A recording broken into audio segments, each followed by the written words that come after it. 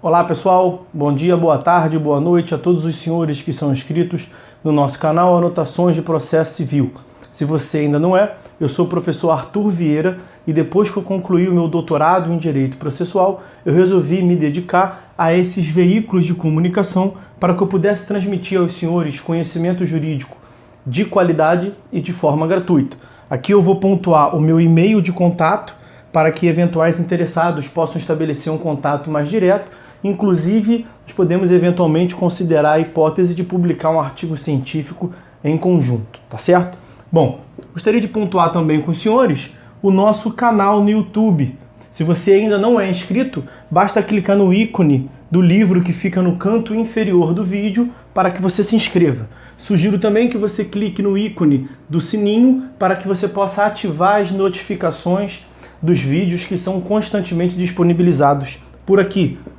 Gostaria de apresentar também aos senhores a nossa plataforma acadêmica, arturvieiracursos.com.br, arturvieiracursos.com.br, onde os senhores encontrarão cursos online de modo gratuito, inclusive com a emissão de certificado válido em todo o território nacional, tá certo? Então, após a pausa, nós vamos tratar do vídeo de hoje. Então, meus amigos, no vídeo de hoje eu quero tratar com os senhores a respeito do que nós vimos vendo nos últimos sábados, né? A respeito da nossa playlist Filigrana Doutrinária, ou seja, uma pequena passagem de uma sede da doutrina que eu tenha separado para tratar com os senhores. O que nós veremos no vídeo de hoje é uma obra do professor Fred Didier Júnior, seu manual no 3º volume sobre os recursos, essa obra aqui, ó, curso de Direito Processual Civil, volume 3, e eu separei aqui uma passagem que ele aborda sobre um dos requisitos de admissibilidade, como afirmado, como destacado aqui para os senhores, ó, requisito de admissibilidade do recurso, mais precisamente o cabimento. Então vamos fazer considerações aqui, na verdade, aspas para o Didier, né, são palavras do Didier, que eu destaco aqui para os senhores como se fosse uma citação direta, né? É uma citação direta, numa nova modalidade agora por vídeo, áudio e vídeo para os senhores. Então vamos lá. É o item 8.3.2 da obra do professor Fred Didier, que inicia-se a partir, então vamos lá, no volume 3, está a partir das páginas 108 e seguintes do seu manual. Então, aspas para o professor Didier, considerações a respeito do cabimento do recurso. Generalidades. O cabimento é requisito de admissibilidade que deve ser examinado em duas dimensões, que podem ser representadas por duas perguntas. A decisão é, em tese, recorrível? E qual o recurso cabível contra essa decisão? Se se interpõe um recurso adequado contra uma decisão recorrível, vence-se esse requisito intrínseco de admissibilidade recursal. Em suma, o cabimento desdobra-se em dois elementos: a previsão legal do recurso e sua adequação. Previsto o recurso em lei, cumpre verificar se ele é adequado a combater aquele tipo de decisão. Se for positiva a resposta, revela-se, então, cabível o recurso. A doutrina costuma identificar 3 princípios do sistema recursal brasileiro correlatos ao estudo do cabimento: a fungibilidade, a unirrecorribilidade ou singularidade e a taxatividade. Rigorosamente, princípio é apenas o da fungibilidade. A singularidade e a taxatividade dos recursos são regras extraídas do direito processual civil brasileiro. Então, o princípio da fungibilidade do recurso é aquele pelo qual se permite a conversão de um recurso em outro, no caso de equívoco da parte, desde que não houvesse erro grosseiro ou não tenha precluído o prazo para a interposição. Trata-se de aplicação específica do princípio da instrumentalidade das formas. O CPC de 39 possuía norma expressa nesse sentido, no artigo 810. O princípio da fungibilidade recursal decorre dos princípios da boa-fé processual, da primazia da decisão de mérito e da instrumentalidade das formas. De um modo geral, deve aceitar-se um recurso pelo outro sempre que não houver má-fé ou outro comportamento contrário à boa-fé objetiva. Seguindo a tradição do direito brasileiro, a doutrina apresenta 2 parâmetros para a avaliação do comportamento do recorrente que errou no manejo do recurso. Em primeiro lugar, é preciso que haja uma dúvida objetiva quanto ao cabimento do recurso. Não obstante a expressão questionável e um pouco equívoca, pois dúvida é sempre subjetiva, essa diretriz impõe a necessidade de existir uma dúvida razoavelmente aceita, a partir de elementos objetivos, como a equivocidade do texto de lei, divergências doutrinárias ou jurisprudenciais. Como o CPC é novo, as dúvidas começarão a surgir agora, e muitas delas decorrerão certamente em relação ao agravo de instrumento. Em segundo lugar, é preciso que não haja erro grosseiro. Fala-se em erro grosseiro quando nada justificaria a troca de um recurso pelo outro, pois não há qualquer controvérsia sobre o tema, ou seja, não será grosseiro o erro quando houver dúvida razoável sobre o cabimento do recurso. Até o CPC de 2015 exigia-se também a observância do prazo. O recurso interposto haveria de respeitar o prazo daquele que deveria ter sido interposto.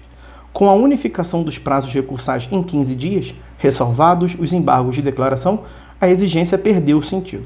Há ainda regras de fungibilidade recursal expressamente previstas no CPC de 2015. A previsão de tantas regras reforça a coerência do sistema e a existência do princípio da fungibilidade recursal. 2 dessas regras referem-se aos recursos extraordinários, artigos 1032 e 1033 do CPC. Artigo 1032. Se o relator no STJ entender que o recurso especial versa sobre questão constitucional, deverá conceder prazo de 15 dias para que o recorrente demonstre a existência de repercussão geral e se manifeste sobre a questão constitucional. Parágrafo único. Cumprida a diligência de que trata o caput, o relator remeterá o recurso ao STF, que, em juízo de admissibilidade, poderá devolvê-lo ao STJ. Artigo 1033. Se o STF considerar como reflexa a ofensa à Constituição, afirmada no recurso extraordinário, por pressupor a revisão da interpretação de lei federal ou de tratado, remetê-lo-á ao STJ para julgamento como recurso especial. A terceira cuida da relação entre os embargos de declaração e o agravo interno. Artigo 1024, parágrafo 3º.